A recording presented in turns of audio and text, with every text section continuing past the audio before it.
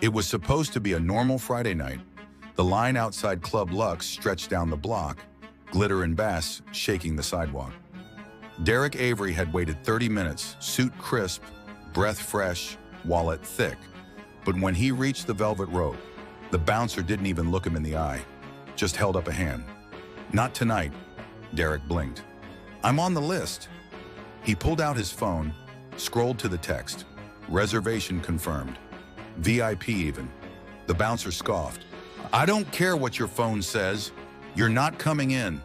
Derrick looked past him. White folks breezed through. Dudes in sneakers. Girls with no ID. Even a guy who bumped into the bouncer and didn't say sorry. They all walked in. No questions.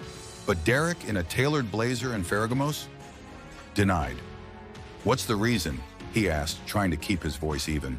The bouncer leaned close. "You look like trouble." And just like that, the velvet rope closed again. Derrick stepped back, face hot, chest pounding. People in line snickered. Someone muttered, "Just go home, bro." But Derrick didn't leave. Not yet, not without a plan. See, what the bouncer didn't know, what nobody there knew, was who Derrick really was. He wasn't some random dude trying to flex. He was the fire marshal's senior inspector, and he wasn't off duty. Not tonight, not anymore. Derrick walked to his car, parked just around the corner.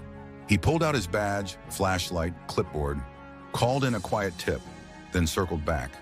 But this time, he didn't stand in line. He walked right past it, straight to the back alley. The exit door wasn't locked. Fire code violation number 1. Inside, the place was packed beyond legal capacity. People shoulder to shoulder, no clear exit routes. Smoke machines clouding the air. Fire exits blocked with speakers and stacked liquor crates. Emergency lights, dead, exit signs. Unlit, the DJ booth had wires everywhere. Trip hazards, extension cords overloading wall sockets. Derrick snapped photos, took notes. Every step he took revealed another hazard, another danger, another reason to shut this place down. Then, with everyone dancing, laughing, sipping overpriced drinks, Derrick walked up to the manager's booth, showed his badge. "We got a problem," he said. The manager, a short guy in a tight tee and fake gold chain, laughed. "Bro, I thought you got turned away outside." Derrick didn't flinch. "And I thought this place followed city code. You got 5 minutes to clear this building." The manager's face dropped. "You serious?" Derrick nodded. 5 minutes. Or I start writing citations that'll bankrupt this place before sunrise." Suddenly, the music stopped. Lights flicked on. Confused faces turned toward the booths. Then came the announcement. "Ladies and gentlemen, we have to evacuate the building, immediately." People groaned, shouted, stumbled toward blocked exits. A girl twisted her ankle trying to climb over a crate. The DJ was screaming at security. The bouncer from earlier? He saw Derrick standing at the center of it all and froze. He recognized him. Too late. Derrick walked up slowly. "I look like trouble, right?" he said. The bouncer looked away. "I was just doing my job." Derrick leaned in. "So was I." Sirens wailed outside. Backup had arrived. Fire trucks, city inspectors, news vans, a whole damn circus. Club Luxe was shut down indefinitely. Charges pending, thousands in fines. Owners under investigation. Derrick stood outside watching it all burn. Not in flames, but in shame. And just when he was about to leave, a woman walked up. Said she'd seen the whole thing. Said she'd been denied from that club 2 weeks ago for the same reason. Too black, not the right image. Derrick handed her a card. "City's taking complaints. You're not alone." But just as he turned to go, his phone buzzed. Unknown number. Text message. "You shouldn't have done that. We know who you are." Derrick stared at it. No name, no ID, just a threat. His heart skipped. Was this bigger than just a racist bouncer? Was Club Luxe hiding more than fire code violations? Drugs? Money laundering? Something darker? He started walking faster. The street felt colder. A black SUV crawled by, windows tinted, slowed down as it passed. Derrick stopped breathing for a second. The SUV kept moving, but he knew this wasn't over, not by a long shot. The SUV disappeared around the corner, but Derrick's heart was still racing. That text? "You shouldn't have done that. We know who you are." That wasn't just a warning, it was a promise. Someone was watching. Someone wasn't happy that Club Luxe got shut down, and Derrick had just stepped into something way deeper than fire code violations. He drove home that night in silence, hands locked on the wheel, checking his mirrors every few seconds. He parked in a different spot, took the stairs instead of the elevator. His instincts were screaming. Something was off. Next morning, he woke up to 20 missed calls, not from friends, not from family, from internal affairs and from Channel 7 News. He turned on the TV, and his stomach dropped. Breaking, high-end club shut down by fire inspector over safety violations, now linked to possible extortion scandal. There it was, his name, his photo, and a new headline just below it. Sources say inspector used position for personal vendetta. What? The anchor's voice cut through. Anonymous sources claim the fire inspector, Derrick Avery, was denied entry for not being on the guest list and retaliated by fabricating safety violations. The club owners are now filing an official complaint. Derrick stared at the screen. His phone buzzed again. This time, it was Detective Carla Mays, a serious investigator from the White Collar Crimes Division. She didn't call often, but when she did, it was serious. He answered. "Derrick, where are you?" "At home." "Why?" "You need to come in. Now and not through the front door. Use the staff entrance. And don't talk to anyone." "What's going on?" She hesitated. "The Luxe owners are tied to a laundering ring we've been investigating for over a year. And your little shutdown just rattled something loose. We think you stepped on a landmine." "A landmine?" Derrick grabbed his badge, his phone, and headed straight for the precinct. Inside a back room, Carla laid it out. Club Luxe wasn't just a party spot, it was a front. The owners, Devin Wallace and Brian Kerr, were running money for a shell real estate firm linked to a South African crypto scam. They moved cash through high-end events, bottle service, fake staffing records, inflated invoices, the fire code violations Derrick documented. Just the surface. But now, they were painting him as a rogue agent, trying to get ahead of something, trying to shut him up, because he saw too much. Carla leaned in. "They filed a counterclaim, said you asked for money to ignore the violations." Derrick blinked hard. "That's a lie. I know that. You know that. But it's your word against theirs. And they've got lawyers, big ones, political ties. And that bouncer, he's gone missing." "Gone?" Derrick asked. "Vanished. Last seen leaving the club in that same black SUV. No security footage, no phone ping, nothing." "That SUV." Derrick clenched his jaw. He asked the next question carefully. "Carla, you think they're planning to silence me next?" She didn't answer. She didn't need to. Later that night, Derrick couldn't sleep. He sat in the dark, laptop open, looking through every photo he took inside the club. That's when he saw it. In the reflection of one mirrored wall, right near the blocked exit, there was a door he didn't remember walking past. It wasn't marked, no signage, just a heavy gray slab with a code lock. He zoomed in. The door was slightly open. Inside, a brief flash of something metallic. Vault? Safe? He enhanced the image.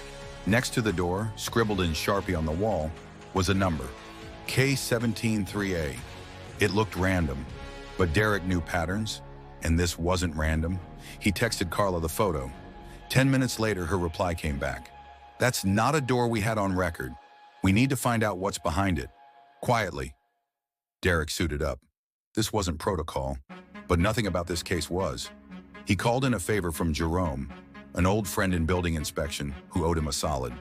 They met at 3 a.m. outside the now shuttered club. Jerome popped the side door. No alarms, no lights. Derrick's flashlight swept the hallway. It was colder inside now, quieter, creepy. They reached the unmarked door, still cracked, still glowing faintly. Derrick pulled it open and froze.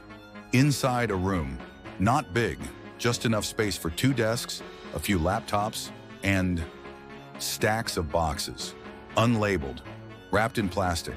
Jerome whistled low. "Whatever this is, it ain't fire hazards." Derrick opened the first box. Cash, bundled in bricks, Hundreds of thousands, maybe millions. Jerome opened another box. Passports, dozens, all fake, all with different names and countries. But the same three faces repeated. The owners of Club Luxe and the bouncer who vanished. Derrick took photos. Fast. Then a sound. Footsteps from the hallway. Continued in wearing black gloves. Earpiece. Security. Number not security. Derrick recognized him. Councilman Reed's driver. Why would a city official's driver be sneaking into an illegal club's hidden vault? The man knelt near the safe, entered a code, began removing files. Derrick caught the folder's label before it vanished into the man's bag. Police payouts. He snapped a photo, then knocked over a chair. The man turned, gun raised. Jerome screamed. Derrick dove. They tackled him hard. The gun slid across the floor. Derrick pinned him. "Who are you working for?" The man spit blood. "You have no idea what you've stepped into." But they dragged him out, straight to Carla. She stared at the files, eyes wide. This wasn't just Club Luxe. This was bigger, a full-blown network. Clubs, politicians, cops on payroll, bribes, trafficking, laundering. Even a scheme involving real estate grants meant for rebuilding inner-city housing. And Derrick? He just blew the whole thing wide open. But the fallout was already starting. The news the next morning called it the Luxe leak. Derrick's photo was everywhere. Some called him a whistleblower. Others called him a criminal. He lost his job. Temporarily, they said, for conflict of interest. But that wasn't the worst part. The man they arrested, released within 2 hours, no charges filed. The police report? Lost. And Carla? Disappeared. Derrick called her number, straight to voicemail. He tried her apartment, empty. Then 3 days later, a package arrived at his door. No return address. Inside a USB drive. He plugged it into an old laptop. One folder, labeled, "Watch Me." Inside a video, surveillance footage. From weeks ago, the club, the back room. Carla, talking to Councilman Reed. She handed him something. A file? No sound. Then she looked at the camera, directly, and mouthed 4 words. "Trust no one, Derrick." The video cut to black, and then one last frame. A still image of Derrick, taken from across the street, time-stamped 2 hours ago. Someone was still watching him, still tracking him, still waiting. Derrick stared at the image on his screen. It was him, taken from across the street, time-stamped just 2 hours ago. This wasn't a bluff. They were watching him, tracking his every move. Carla was gone. The driver, released. The files erased from the system. And now Derrick was the last one holding the truth. He shut the laptop, grabbed the USB, put it in an envelope, wrote one name on it. Tina Burke, WBLX Investigative Team. He'd seen her on the news. Tenacious. The only reporter bold enough to call out the police union. If anyone could get this story out, it was her. But he didn't mail it. He delivered it. At 5:40 a.m., before the city woke, before they could stop him. Tina opened her door in sweats, rubbing sleep from her eyes. "What?" He cut her off. "Inside. Now." She hesitated, then let him in. He dropped the envelope on her table. "This is bigger than fire codes. Bigger than a shutdown. Carla's missing. I'm next. If anything happens to me, you release it. Everything." She stared at him. "Are you saying this city's law enforcement is covering up organized crime?" Derrick's voice didn't shake. "I'm saying this city is run by it." She opened the folder. Her jaw dropped. Fake passports, money trails, photos, that video of Carla, and something else. A scanned document Derrick hadn't seen before. Operation Links, approved funding authorization, Councilman A. Reed, classified stamp. Signed off by 3 high-level officials. "What is this?" Tina whispered. Derrick leaned in. "It's not just clubs. It's a coordinated sweep. They're using nightlife to launder grant money meant for minority housing, then redirecting it to real estate shells owned by officials' relatives. Carla found this, and that's why she vanished." Tina's hands trembled. "I'll run this, but I'll need time to verify. You have a safe place to go?" Derrick hesitated. No. She reached under the counter, handed him a prepaid burner phone. Take this. Don't use yours. And don't trust anyone, not even me, after this leaves my hands. He left before sunrise. No car, no ID. Just a duffel, a phone, and the weight of what he'd uncovered. He checked into a small roadside motel off the I-95, stayed off-grid. News played low from an old TV with broken color. 2 days passed, then 3. No news, no leak, no article. On the 5th night, his burner buzzed. A text, unknown number. Turn on channel 7. He grabbed the remote, flipped to the station. Tina's face filled the screen. Grave, determined. Her voice cut clean. Tonight, we bring you an exclusive expose on a hidden network of corruption involving club owners, city officials, and law enforcement agents.